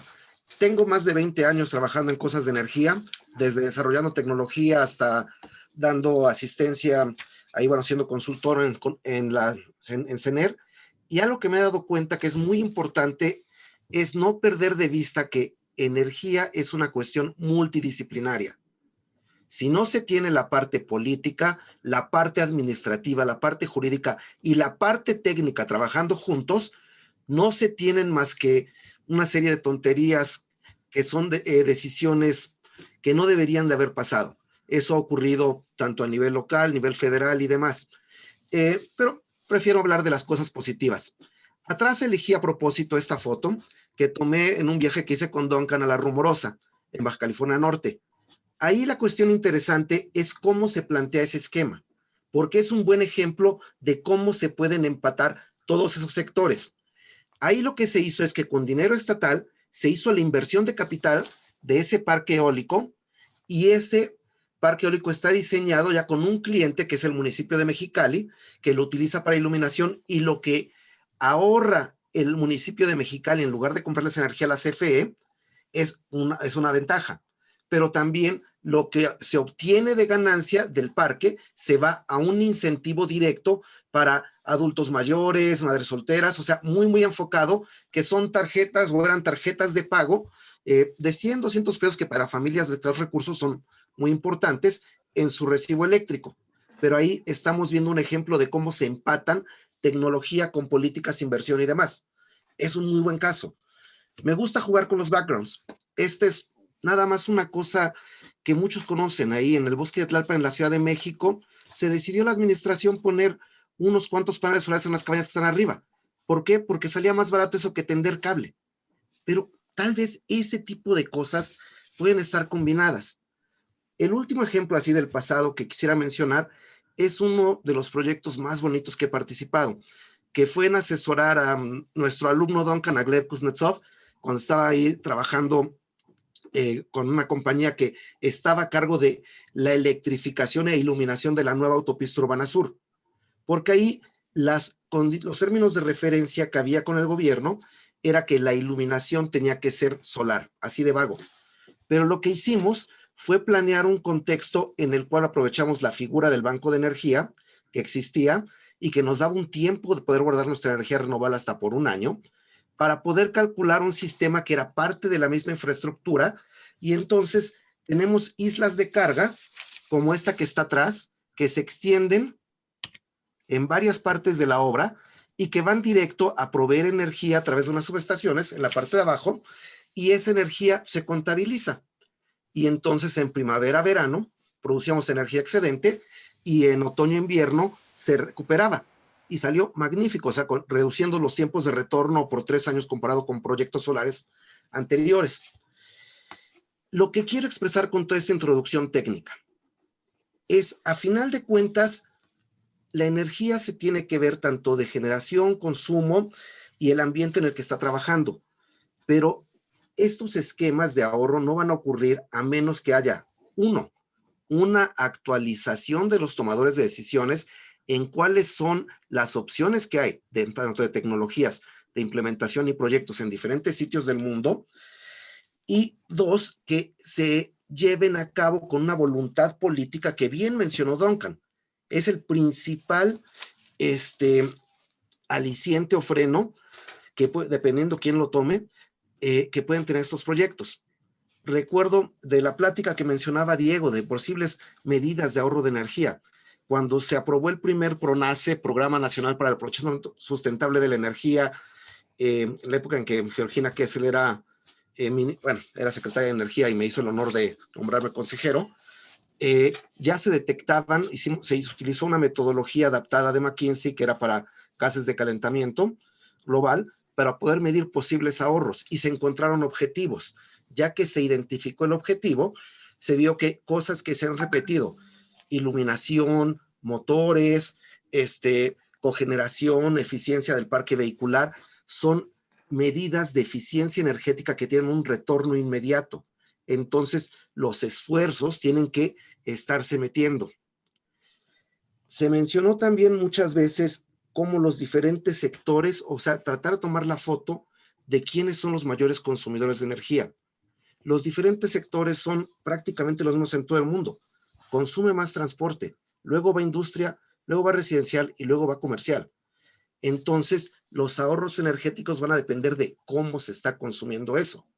Si tenemos una economía muy avanzada como la que disfruta Diego, en el cual tiene una alta electrificación, entonces lo que hay que apostar es por transporte eléctrico. Pero no me quieran meter transporte eléctrico en exceso en la Ciudad de México cuando estamos dependiendo de la planta termoeléctrica de Tula que quema combustóleo y que nos está envenenando a todo mundo. Entonces son escenarios muy diferentes. Hay que generar un ambiente completo dependiendo la extensión de responsabilidad y cosas que hay. Medidas muy buenas de eficiencia energética que pueden tomar estas urbes. Tengo que apreciar el trabajo de Claudia Sheinbaum, porque fue la persona que después de 30 años, 28 en realidad, tomó la decisión de modernizar el transporte de trolebús, que es un medio masivo de transporte muy eficiente en términos de costo, en términos de cantidad de gente que lo lleva, y tomar una decisión muy interesante en la tecnología. Regreso a eso.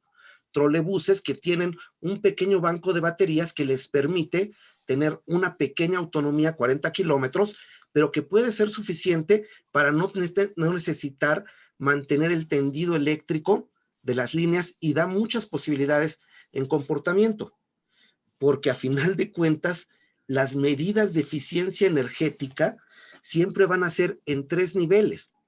Lo primero que voy a tratar de buscar es cambiar mis hábitos, cambiar mi operación. Y muchas veces, me parece que Gloria nos lo mencionaba muy correctamente, la gente no se acuerda de apagar la luz. Bueno, ese es un hábito, pero ¿por qué le voy a enseñar a la gente a apagar la luz cuando puedo tener un sensor que la va a apagar por mí? O sea, me aprovecho de la tecnología, pero son cuestiones de hábito. Hubo un ejemplo que ya no voy a mostrar, pero para una empresa, una imprenta, encontramos que podíamos reducir su factura eléctrica en un 30%, simplemente identificando cómo consumen energía y después cambiando los hábitos de velocidad de impresión, hora en que imprimen, etcétera. Y eso ya puede ser un ahorro sin invertir un peso, es nada más estudiándolo. Lo que sigue fue lo que hicimos primero en el primer PRONACE, que fue el proyecto de cambio de luminarias. Se cambiaron los focos incandescentes, después de probar, se invirtió una gran cantidad de dinero para generar un esquema en el cual familias de escasos recursos pudieran sustituir la tecnología del producto y con eso tener una reducción energética que era un ahorro inmediato para gobierno, porque hay muchas cosas que nuestros gobiernos en Latinoamérica están subsidiando. Entonces, si reduces el consumo del combustible que estás subsidiando, el ahorro es gubernamental. Y es algo que hay que ver siempre. Finalmente, entre todas estas ideas, porque me gusta mucho hablar de tecnología y me puedo meter a varios lados, pero creo que hay algo muy importante, que son los incentivos. No va a existir un cambio a menos que venga un incentivo adecuado con ellos. Quisiera cerrar compartiéndoles mi último trabajo de investigación con un brillante estudiante, Silvestre Magaña, que por aquí nos está oyendo. Entonces, si me permiten un segundo, comparto pantalla y platicamos un poquito de esto. No, Sergio, nos quedan un par de minutillos. Ok, me reduzco a 2, José, gracias. Vas. La idea es que pensamos, es inminente que en la Ciudad de México va a incrementarse la cantidad de vehículos eléctricos. Entonces, pensar con una forma holística, combinando tanto negocio, estrategia, tecnología. Y primero, como bien hicieron varios de mis colegas, ver qué ha ocurrido en el mundo, qué tipos de incentivos existen para vehículos eléctricos y qué efecto tienen. Eso es nada más para entenderlo. Aplico la técnica. Estimo un pronóstico de cuántos vehículos eléctricos van a incorporarse en el futuro. Ahí utilizamos una cosa que es un modelo difuso de BAS, que básicamente es para pronósticos en bienes duraderos, que se tarda mucho en cambiar. Y los escenarios son dependiendo de la gran variable, que es el costo del vehículo eléctrico. Si permanecen siendo excesivamente caros, actualmente 800,000 pesos el vehículo, el valor promedio, va a ocurrir la curva de hasta abajo. Si se reducen los costos, como se está esperando con la reducción del costo de batería, podemos tener un escenario como el de hasta arriba. Pero eso, empatado con los hábitos de a qué hora se manejan, en qué momentos están, nos da la imagen opuesta, que es en qué hora no se maneja y por lo tanto en qué hora se pueden cargar los vehículos. Y se encuentra que es en la hora en la que están en zonas residenciales, en las casas. Entonces viene el problema, porque eso lo van a enfrentar todas nuestras ciudades. Mientras crecen los vehículos inteligentes, van a necesitar cargarse. Si los hábitos de carga están ocurriendo en horario punta, entonces todo esto va a implicar una inversión de millones y millones de dólares simplemente en poder generar esa nueva demanda. Entonces la propuesta, o a lo que íbamos, es en lograr algo así como esto, en empatar esa demanda extra que es la carga de vehículos eléctricos con la demanda actual. ¿Cómo se puede lograr? Pues utilizando nada más un poco de tecnología. Llega uno a su casa, conecta el vehículo eléctrico para cargarlo, pero no se va a cargar de inmediato, sino se va a esperar el cargador inteligente a que sea el horario en que puede empatar. Ahí entran los smart grids y la tecnología de información que nos mencionaba Gloria. Todo se está combinando. Finalmente, pues eso va a empatar con cuántos cargadores hay disponibles. En el momento en que la relación no sea prácticamente 1 a 1 entre vehículos y cargadores, otra estrategia tendrá que utilizarse. Pero era un ejemplo que quería tal cual expresar para mostrar cómo estas nuevas estrategias tienen que estar combinadas con tecnología y conocimiento y varias otras áreas, porque en verdad, créanme que después de más de 20 años trabajando en energía, lo más común que ocurre es que no se fijan en lo que ha pasado atrás, tanto lo bueno como lo malo, pero aprender de esa experiencia y que quede bien documentado. Y pues hay que saber qué ocurrió en el pasado para poder planear el futuro. Realmente, les agradezco mucho. Muchas gracias, Sergio Romero. Muchas gracias por tu intervención. Voy a recuperar la participación de Katia Puga. La dejaste, Katia, antes de que nos hackearan, justo en uno de los temas que ha sobrevolado casi todas las presentaciones y parece uno de los asuntos centrales sobre la reflexión de hoy, y es el enfoque social, el tema de la desigualdad. Gracias, Pepe. Sí, o sea, dos ideas nada más que me parece que además han trazado casi todos los colegas que me han antecedido, y es, si estamos pensando en ciudades inteligentes y todo, digamos, el despliegue de alternativas tecnológicas que tenemos que impulsar para llegar a ese modelo de ciudades, pues hay que poner en la mesa una serie de premisas, y es un poco lo que yo quería compartir, ¿no? Primero, que esas ciudades van a tener que lidiar con una serie de desigualdades estructurales, que es en lo que me quedé, y que se expresan estas desigualdades en fragmentación, en exclusión, en discriminación, en pobreza, en marginación, en patrones, digamos, de transporte, en viviendas que no tienen la calidad suficiente, y que un poco la premisa detrás de esto era cualquier narrativa en torno a las ciudades y cualquier construcción de alternativas de política y de diálogo con las alternativas tecnológicas pasa necesariamente por articularlo con un discurso en torno a la justicia social. Me gusta un poco las reflexiones de los colegas que me antecedieron, es esta mirada multidisciplinaria, multidimensional que hacemos sobre los temas de energía, eficiencia energética, transición energética, etcétera, precisan de esta incorporación. Y quiero poner dos ejemplos rápido porque sé que tengo 2 minutos, pero estos dos ejemplos me parecen ilustrativos del diálogo entre la tecnología y los retos a nivel social. Uno es que en ciudades inteligentes parte de la discusión importante es cómo se promueve, ¿no? Los sistemas de medición inteligente y las redes inteligentes, smart meters y smart grids. Y, o sea, reconocemos que son una alternativa, por ejemplo, para evitar pérdidas de electricidad en nuestros sistemas de transmisión y distribución, confiabilidad de nuestro sistema en general, y que además es un tema importantísimo. En la región, en América Latina se pierde un montón de energía por cuestiones técnicas y no técnicas, y estamos muy por encima de los niveles aceptables en países OCDE.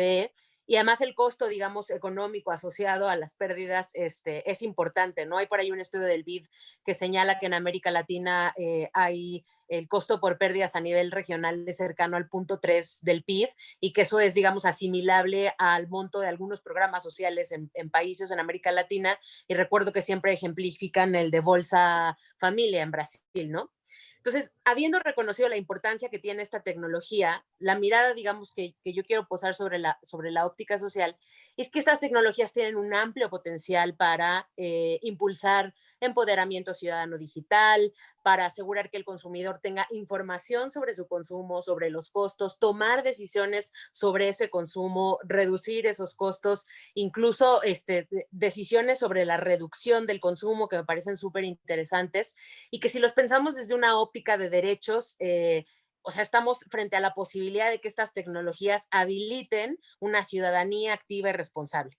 La mirada, digamos, desde las desigualdades nos invitaría a pensar, por ejemplo, lo que ha pasado en lugares en donde se han llevado las iniciativas para instalar y hacer un despliegue masivo de los sistemas de medición inteligente.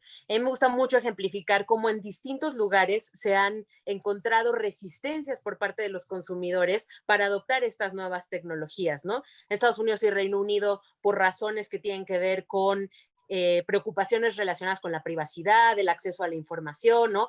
Permanente recolección de datos que se hace a través de estos sistemas de medición, y esta visión de los consumidores de qué se hace con esos datos, qué derechos tengo en este contexto de las nuevas tecnologías. Y el extremo, lo que pasa en las favelas brasileñas, en donde también cuando se intentaron hacer despliegues importantes para instalar estos nuevos sistemas de medición inteligente, hubo problemas vinculados a que pues estos sistemas lo que hacen es regularizar a zonas en las que o bien no se paga por la electricidad porque hay un robo abiertamente, o bien donde se modifican los sistemas, ¿no? Para reducir las tarifas de lo que, alterando, digamos, lo que realmente consumimos, y que, digamos, en estas condiciones de precariedad, de violencia, la reacción frente a estas tecnologías implicó que durante varios años, ¿no? Se puso un freno importante, ya sea, digamos, por esta costumbre en términos del consumo, pero también porque en algunos casos se incrementa, obviamente, las tarifas eléctricas para familias que ya están en unas condiciones complicadas, ¿no? Entonces, como esas dos miradas, siempre ponerlas en torno a estas tecnologías que ofrecen sin duda soluciones importantísimas. Y ya voy a dejarlo aquí porque mi otro ejemplo es sobre generación distribuida y sobre los cambios de fondo que implica en términos de poder, en términos de transformar la visión central, vertical, hacia una más democrática, abierta, con poder desde lo local, pero yo creo que en las preguntas igual podría abordar un poco este ejemplo. Gracias, Pepe. Muchas gracias, Katia. Pasamos ahora, si les parece, a un intercambio de ideas y a incorporar también, por supuesto, las preguntas del público. Tomo la última intervención de Katia cuando se refería a las resistencias, porque ese parece ser uno de los temas que planea buena parte de las presentaciones que escuchamos y que por supuesto tiene que ver con los desafíos concretos para empujar las políticas de ahorro energético y de eficiencia de la energía. Parece que uno de los temas en los que todos han coincidido es en el papel central que van a jugar los estados en términos de capacidad de planeación, fijar objetivos, crear incentivos adecuados para alcanzar estas ciudades, digamos, inteligentes post-COVID. Al mismo tiempo que al menos Sergio y Duncan lamentan la falta de voluntad política. ¿No es un poco contradictorio, por un lado, pues saber que son los estados los que van a tener que empujar esto al mismo tiempo que no perciben en muchos casos la voluntad política? ¿Cómo ves, Duncan? Sí, obviamente hay un gran problema allá.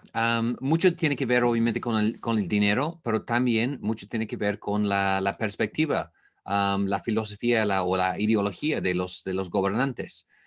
Yo creo que valdría la pena mucho enfocar mucho más a nivel local, estatal o municipal, pero ahí tienes problemas todavía más grandes en cuanto a finanzas.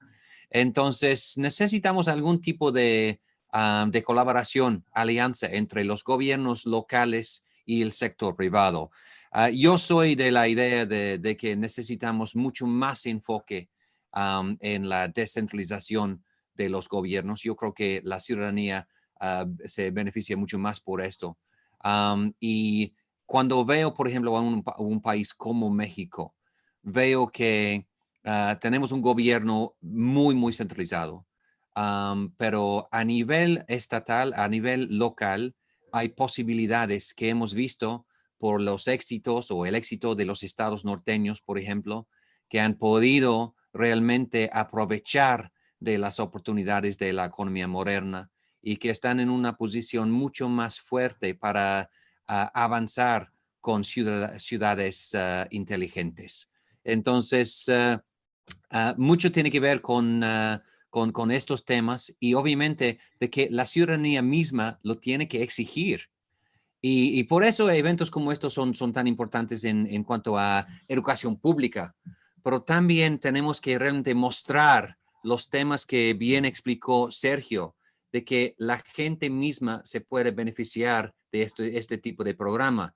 Y tenemos que hacer esfuerzos mucho más grandes para explicar por qué las energías renovables, por qué la electrificación, por qué inversiones en la infraestructura son tan benéficos para las personas, para la ciudadanía, y mostrar la voluntad política, no solamente de los gobernantes, pero también del sector privado. Sergio.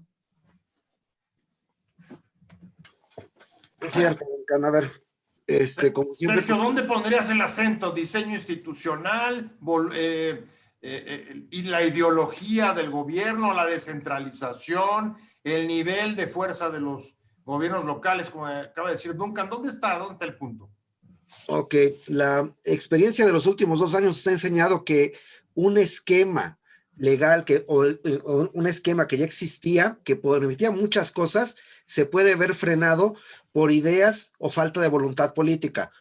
Tenemos argumentos que exhibe el secretario de Energía, que era lo que oía de los retrógradas en contra de las tecnologías renovables hace 20 años. Y esos son los que escriben hoy. Decir que qué hacemos cuando nos sopla el viento o demás. Voluntad política. Estamos hablando de smart meters, está Katia. Bueno, los medidores bidireccionales para que privadamente uno pueda poner paneles solares en su casa, no ha habido un permiso en cerca de un año. O sea, ahí está el problema de voluntad política. Hay esquemas que permiten hacer muchas cosas y creo que institucionalmente se pueden lograr, pero es muy importante que se permita el trabajo y que no haya ideologías atrás de decisiones que deberían ser técnicas financieras y sociales. O sea, técnicamente yo quiero usar la fuente de energía más barata en ese momento. Financieramente yo quiero tener las finanzas más sanas en mi empresa paraestatal.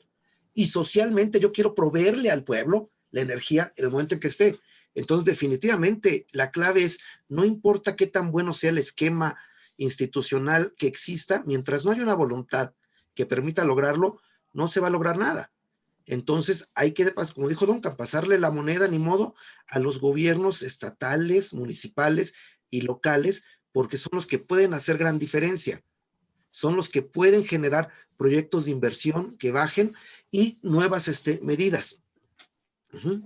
Déjame ir a un caso concreto, el que nos trajo Gloria Marmolejo. ¿Qué ventajas ves tú dentro de esta discusión, Gloria, de los gobiernos locales? Los gobiernos locales pueden, digamos, tomar ese liderazgo para empujar esta clase de proyectos, aunque no tengan el poder, digo, el respaldo del gobierno federal.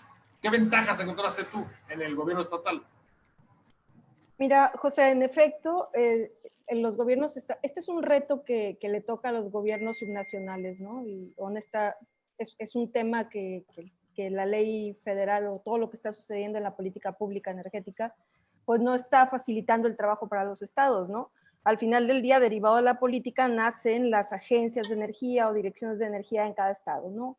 Afortunadamente, hemos logrado hacer una asociación nacional de funcionarios estatales de energía que se llama AFE, donde estamos 30, todavía nos quedan 2 pendientes, y estamos tratando de impulsar política pública local y acción local articulados con nuestros municipios, porque no tenemos otra opción, es importante que lo hagamos, ¿no?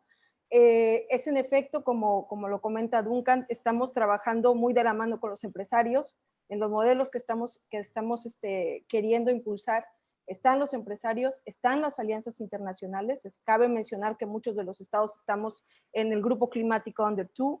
Estamos viendo modelos de temas de movilidad urbana, eléctrica, temas de eficiencia energética, temas de redes de aprendizaje con los municipios, y eso creo que es sumamente importante para el país, ¿no? Pero es verdad, en la política decimos que del discurso a la realidad, pues hay un presupuesto, ¿no? Y mientras no haya presupuesto, no hay incentivos, es más complicado llegar a la meta, ¿no? Sí está el reto del lado de los subnacionales, sí estamos tomando el tema como propio y estamos haciendo lo que está a nuestro alcance y un poquito más a través de las alianzas. Pero quiero cerrar haciendo un comentario. Es muy curioso la política del titular, de la cabeza del sector, que es la Secretaría de Energía y la CFE y demás, a diferencia de las otras, ¿no? Por ejemplo, ahorita CONACYT tiene una convocatoria para eficiencia energética, transición energética y este tipo de cosas. Entonces, hay otros fondos, otros instituciones que están trabajando en el tema, ¿no? Y también hay que visibilizarlo. A ver, entiendo que Duncan quiere pedir la palabra, pero déjame antes, Duncan, ir con Diego, porque, a ver, Diego trae en esta discusión la visión de algunas de las ciudades de mayor consumo de energéticos, pero también de las que han enfrentado transiciones importantes. ¿Cuál es tu visión, tu visión desde esa experiencia, Diego, de los países del Pacífico, las capitales, ciudades del Pacífico? ¿Qué modelo siguieron? ¿Dónde estuvo el acento? ¿En los subnacionales? ¿En la voluntad política de los gobiernos centrales o federales? ¿Dónde estuvo? ¿Hay alguna constante o no? Es una discusión fascinante, me parece, y hay algunos casos, digamos, que varían un poco. Es verdad que en muchos de los casos la parte nacional, el liderazgo nacional, y sobre todo en países donde, digamos, hay una centralización mayor, aún más que en México, como es el caso de Japón, por ejemplo, pero pensemos en Hong Kong también y pensemos en Vietnam, por ejemplo, ¿no?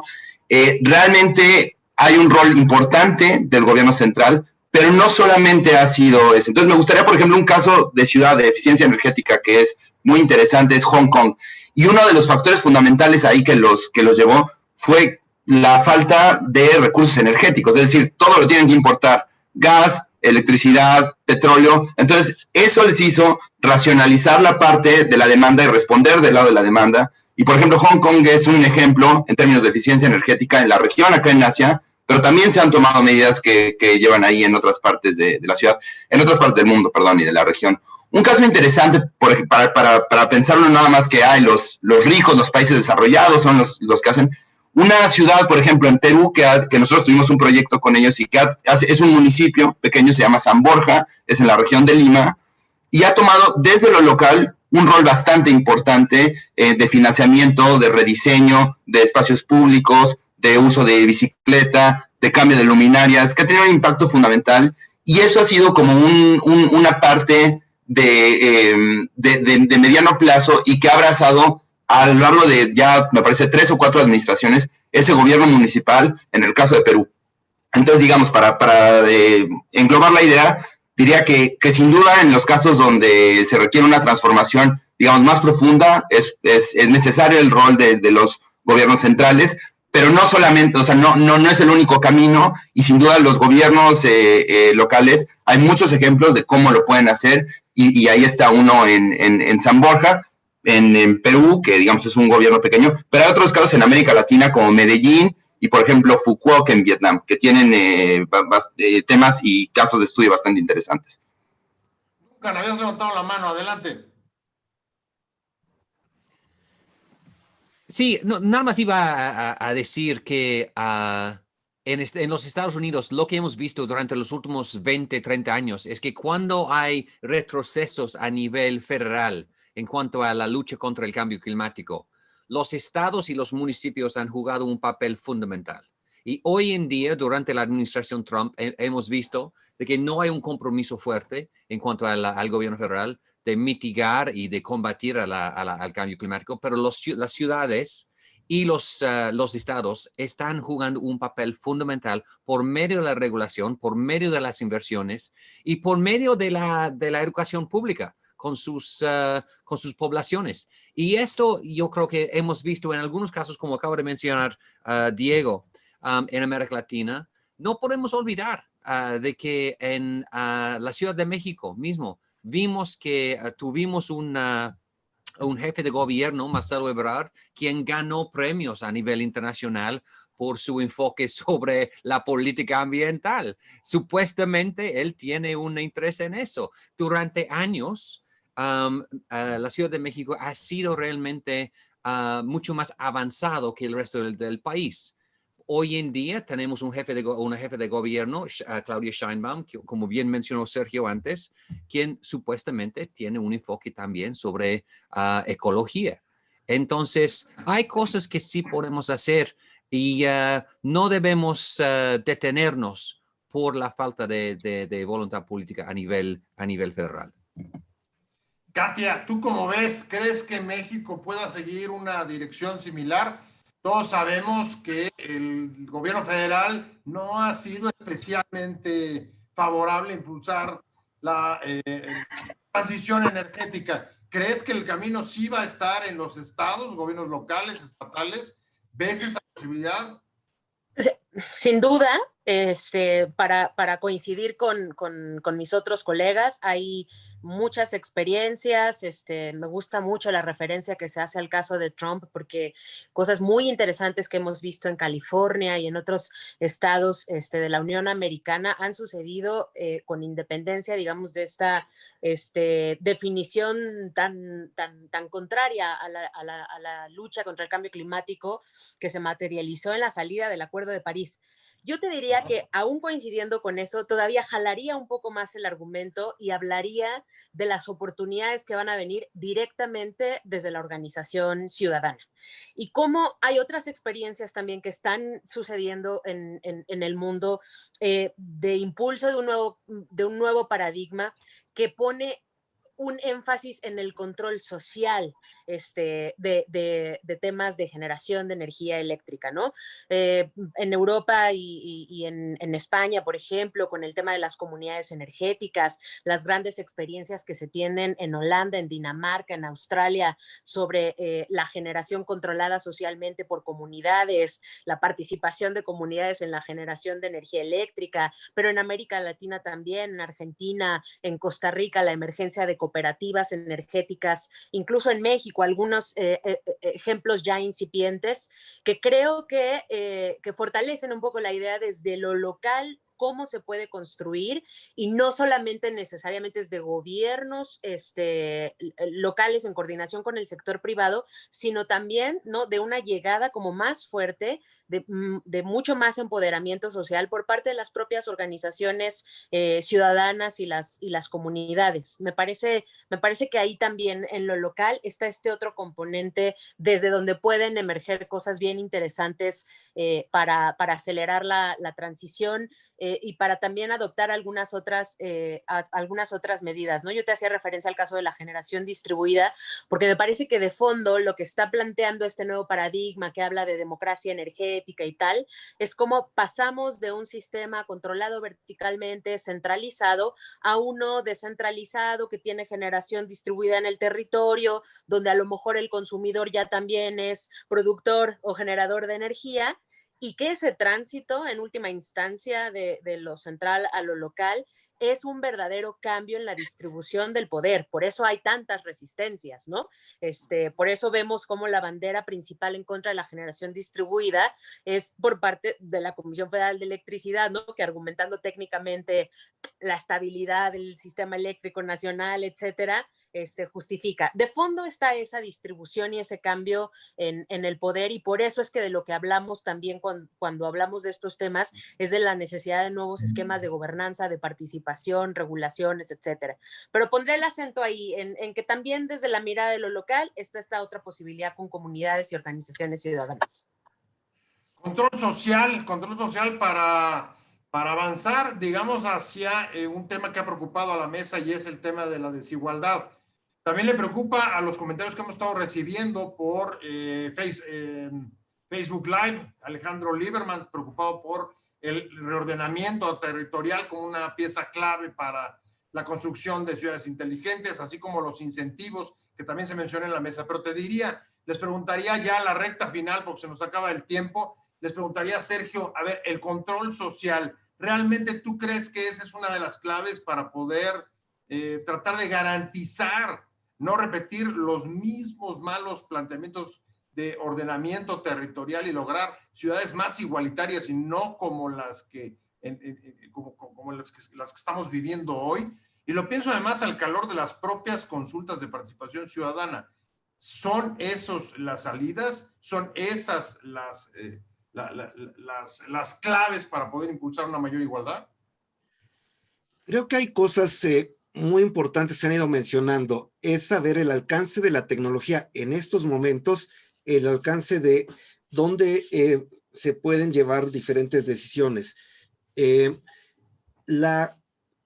Mantener la igualdad se va a mantener cuando el objeto no sea algo trascendental.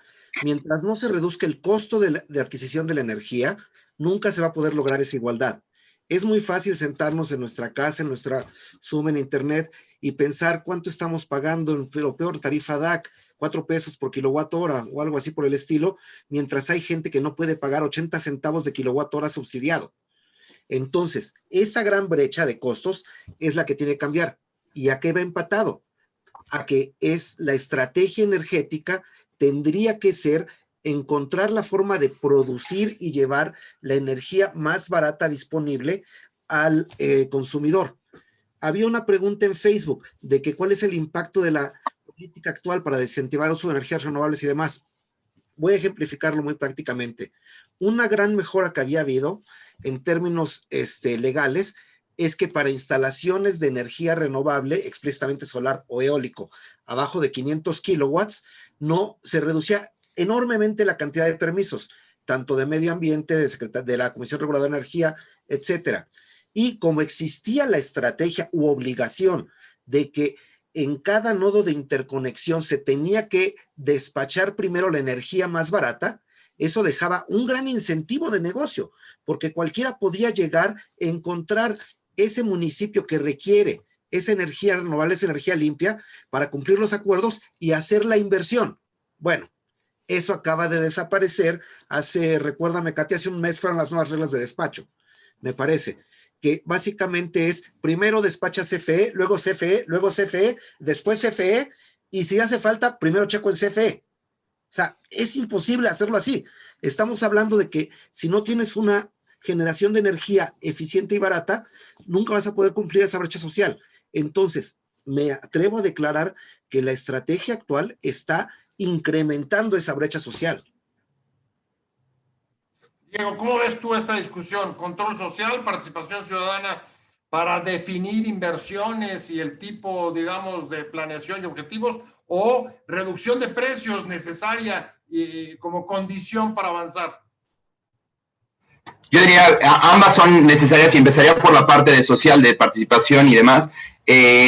No tiene que responder a la lógica de partidista, es decir, a lo que voy es, los partidos, los candidatos, los políticos pueden abrazar esta agenda independientemente de la bandera que tienen. Si los candidatos de oposición en este momento, en el contexto particular de México, como lo han hecho algunos gobernadores, ¿no? del PAN y demás, quieren abrazar esta idea de renovables, de eficiencia energética, qué bueno que lo hagan. Y si por ahí el gobierno de la Ciudad de México lo hace de otra manera, tal vez más discreta, más bueno, también que lo haga. Creo que la parte de la sociedad y, por ejemplo, de nuestra parte, digamos, más académicas, de ONGs, de participación social, como decía Katia, es fundamental para poner estos temas en la agenda. Estos espacios son muy importantes porque obligamos de cierta manera a que estos temas tengan mayor visibilidad y pues que algún político, tal vez de manera oportunista, tal vez para avanzar su carrera, lo tome y llegue a la parte de gobierno en algún momento.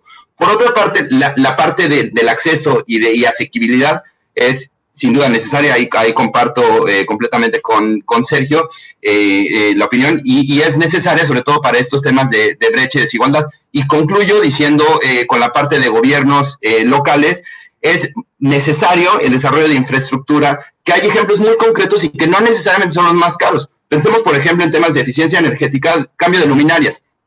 No solamente tiene un impacto en la parte de eficiencia energética de emisiones, pero también tiene otros bienes como mayor seguridad, mayor visibilidad en la noche, tal vez más gente puede salir, tal vez, puede tener una mejor calidad en el aire al tener una menor generación de combustibles fósiles. Hay beneficios que van más allá de la eficiencia energética, pero que salen de esta parte. Y eso es un rol que pueden hacer los gobiernos locales. Duncan, ¿querías tú intervenir? Sí, algo que estoy viendo en el chat, de que hay preguntas sobre los incentivos, etcétera. Y yo creo que estamos olvidando algo fundamental, muy, muy básico, que es un factor necesario, pero no suficiente. Es que hoy en día los inversionistas están buscando certidumbre, como siempre, ¿no? Y hoy en día en países como México, eso falta. Entonces, los cambios que estamos viendo en el marco legislativo, marco regulatorio, el ambiente de inversiones, el perfil de México hoy en día. Y siempre comparto esta historia de que yo doy pláticas, conferencias varias veces al año con eventos de inversionistas en mercados emergentes. Y siempre pongo la pregunta al público allá. ¿Quién aquí está interesado en invertir en México? Y durante el sexenio de Peña Nieto, el sexenio de Calderón, es que vi como la mitad de un público de 200 personas, inversionistas todos, levantaron la mano, porque México es un país muy, muy atractivo por varias razones. Hoy en día, cuando pongo la misma pregunta, nadie levanta la mano o 1 o 2 personas dependiendo del evento. ¿Por qué? Porque ya desapareció el certidumbre en México. para los inversionistas. Si no tenemos esto, no podemos atraer el dinero, los planes, la tecnología, el know-how que necesitamos para hacer todo esto. Y además, más allá de eso, yo creo que obviamente, y Sergio ha hablado de esto mucho, es que la importancia de tener una red eléctrica que es estable y que puede garantizar un suministro de electricidad confiable. Porque si no, estamos hablando de sistemas eléctricos del siglo XX y no del siglo XXI, entonces no podemos ni soñar en ciudades accesibles, ciudades inteligentes en América Latina. Gloria, siguiendo la misma pista, ¿quién está interesado en invertir en el estado en tu estado, en Colima? Y si te ha afectado la falta de certidumbre o de incentivos que acaba de señalar Duncan a nivel del gobierno federal. Totalmente, José, lo que comenta Duncan es totalmente cierto. Colima tenía un proyecto muy interesante que era una planta undimotriz para generar 4 megawatts, que no hay en México, es una tecnología israelita junto con una tecnología mexicana, y justamente por eso la inversión está parada, ¿no? Y es una inversión bastante grande, ya tiene todos los permisos y tiene todos los terrenos comprados, todo el proyecto hecho, ¿no? Y lo que realmente requieren los inversionistas, pues es certidumbre legal, Estado de Derecho, ya no programas e incentivos, sino capital humano, formación. Estamos perdiendo empleos para especialistas en este sector, ¿no? Entonces es importante que sí volteemos a ese tema. También tomando el tema de la parte social, pues sí es importante la activación de los organismos sociales en este tema.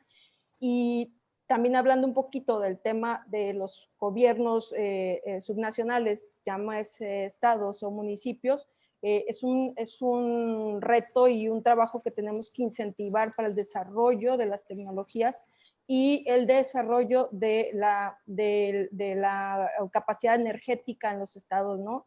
Democratizar la energía es una deuda que tenemos con las comunidades marginadas en el país, ¿no? Entonces, sí es importante que no lo dejemos de lado, es importante que sigamos impulsando al país en ese sentido, pero además no tenemos que dejar de poner en principal punto el tema energético, porque gracias a la energía hay industria y hay desarrollo económico. Entonces, pues todo tiene que ver, hay que verlo de manera muy sistémica y sí afecta muchísimo lo que no haya certidumbre legal en el país, ¿no? En el tema de energías. Pues muchísimas gracias. El tiempo para este panel se nos ha agotado. Vamos a tener que pasar al taller sobre mejores prácticas de eficiencia energética que viene a continuación, pero no me quiero ir sin antes, por supuesto, agradecer a este estupendo panel de participantes. Gloria Marmolejo, directora del Consejo Estatal de Ciencia y Tecnología del Gobierno de Colima. Muchas gracias. También Diego Rivera, del Centro de Investigación de Energía de Asia y Pacífico. Muchas gracias, Duncan Wood, del Instituto de México, del Woodrow Wilson Center, ahí en Estados Unidos. Sergio Romero, esta vez no se me olvidó ni se me escapó. Muchísimas gracias por haber participado, del Centro de Desarrollo Tecnológico del Departamento de Ingeniería Industrial y Operaciones del Instituto Tecnológico Autónomo de México. Y finalmente, Katia, muchísimas gracias, Katia. Gracias por tu participación, funcionaria en organismos internacionales y también en el gobierno mexicano.